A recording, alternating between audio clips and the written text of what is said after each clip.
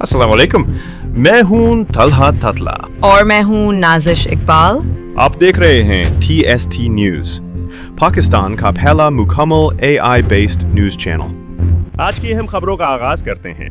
पाकिस्तान और IMF के दरमियान $1.2 अरब के स्टाफ लेवल मुआहदे पर इत्तेफाक हो गया है।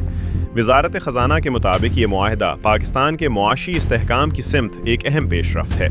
इस मुआहदे के बाद पाकिस्तान को किस्त की मद में फौरी तौर पर फंड्स की फराहमी का इम्कान है, जिससे ज़रमबादला के ज़खायर में बेहतरी आने की तवक्को है।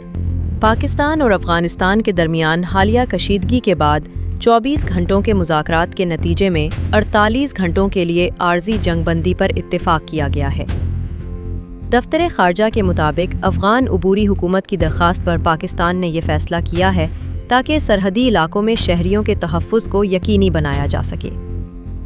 ज़राए के मुताबिक इस अमल में सऊदी अरब और कतर ने भी मुसालहती किरदार अदा किया है। मेहमान एजेंसी में सिक्योरिटी फोर्सेज ने खुफिया इतला पर कार्रवाई करते हुए दर्जनों दहशतगर्दों को हलाक कर दिया है।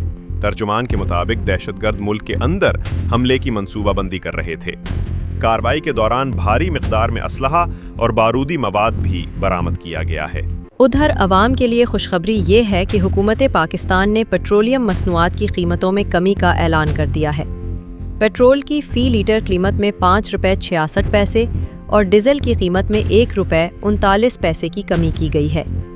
वजारत ख़जाना का कहना है कि आलमी मंडी में खाम तेल की कीमतों में कमी के बायस ये फैसला किया गया है। खेलों की दुनिया खबर।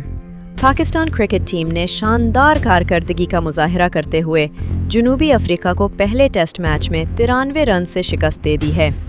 पाकिस्तानी बॉलर्स ने ज़बरदस्त कारकर्दगी दिखाते हुए मेहमान टीम को दूसरी इनिंग्स में आउट कर दिया।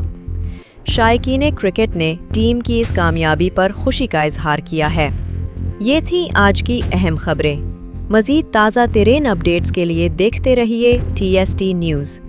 अल्लाह निगहबान।